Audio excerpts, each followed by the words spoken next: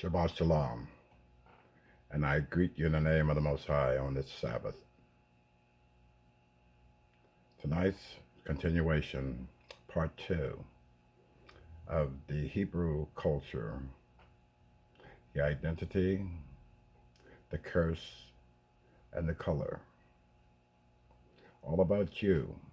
I'm back to my original teaching of our culture, our heritage, our identity theft, and the things that makes us unique of all people on the face of the earth because we were chosen. And I will continue with Deuteronomy 28. It's so important to our teaching on this particular series. Deuteronomy, I stopped at Deuteronomy 65, 28, verse 65, and I said I would start back at verse 41, Deuteronomy chapter 28, verse 41. And it's very important that you understand the teaching of our culture, the teaching of our people, because the identity theft has really thrown us completely out of sync with everything that we should be teaching our future.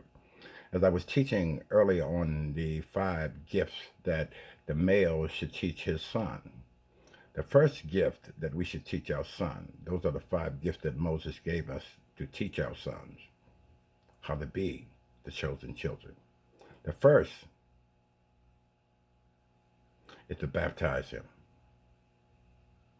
The second, on the eighth day, is to circumcise him. The third day, third thing, not day, the third thing that we need to make sure is referenced that we teach them the Torah or the Tanakh, the five books of Moses. The fourth thing, teach them a trade, their skill, their gifts, but the Most High gave all of us. Nurture that gift, give that gift to them, show them how to use that gift. And the fifth and most important is to find and there are many words that you want to say. You can say wife or the other half or compatible, companion, all those things. But it is a wife. Find him a wife. But in today's society, these kids today, you're not telling me who I'm going to marry, who I'm going to date, who I'm going to see, or who I'm going to be. That's out. But that's what happened when you're chosen. You forget because you want to be like the other people in the lands. Now, going back to the curse, to the identity theft, the color, all into one. And I'll go back to verse 41. I'll read it from Deuteronomy chapter 28. It says here, Thou shalt begot sons and daughters, but thou shalt not enjoy them, for they shall go into captivity. Where did you go? Into captivity. Where are we at now? In captivity. From Jeremiah saying these words that are so strongly recognized here still to today. He said, whoa, what is Israel put here on earth just to be slaves, to be tormented, to be villains, to be vagabonds?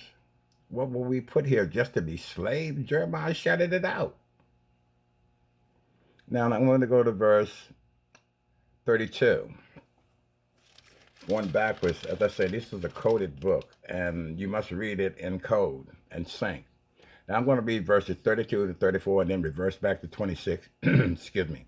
32. The sons and daughters shall be given unto another people, and thy eyes shall look and fail with longing for them all the day long. And thou shalt not be might in your hand. There's nothing you'll be able to do about it. They'll be sold. The fruit of thy land and all thy labors shall a nation which thou knowest not eat up, and thou shalt be only oppressed and crushed away. Verse 35, so that thou shalt be mad for the sight of their eyes, which thou shalt see. You're going to be craving, wishing, wanting. You're going to see struggling time, 1,000 years from those books of Deuteronomy that tells you the story of our history, our failing history, of rebuking, rebelling against the Most High, wanting to be like the other peoples in the land. Now I'm going to switch over to verse 26. Verse 26 bringing me to, and thy carcass. What is the carcass? Something dead, right? Scraped, nothing left. A carcass shall be meat unto all the fowls of the air, and to all beasts of the earth, and no man shall fray them away. They won't even bid on you. You're not even worth a bid. Nobody gonna save you. You must interpret the understanding of the Most High. Not my words, his words. You've been beaten down so long about fabricated lies that are in the textbooks, the things that have been taught you in the scriptures, the Catholic Church, which is the destruction of all religions, all religion, even the Muslims, all religion. Did you hear me say all religion? They stem from the Catholic Church. The Middle East, what they call Europe, what they call America, the last house of bondage, is what we see.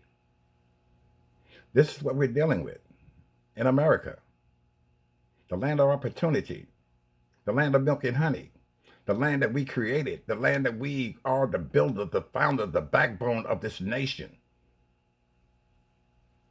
My chosen children, learn your identity. Learn not the ways of the heathen in the heathen lands. And that's what we've done throughout time. But the time is getting close. He tells us also that we will be the tail to these people. And I'm going to go back and show you something here that proves that. It says here, it says, a stranger that is within thee. This is Deuteronomy 28, verse 43. I'm going off a little course here right now because I want to show you something real quick. Deuteronomy verse 43 in chapter 28 said, the stranger that is within thee, shall get above thee very high. The strangers who? The Gentiles. Those are the strangers. They shall get above you very high, and we're going to come down very low. But the most resounding thing that I like, that I wasn't even going to put into this teaching this Sabbath day. But here's what I'm going to do for you. Seeing that we're going to be the very low, and we're going to come down, and the strangers all around us are going to come over us, and we know who those strangers are. Now, I'm going to flip over to one more verse, then I'm going to start back on the third part. This is the second part here. I'm going to start back on the third part, but I'm going to go to Revelation right here and show you, even after they go to what they're going to do. So the stranger that is within thee shall get above thee very high, and thou shalt come down very low.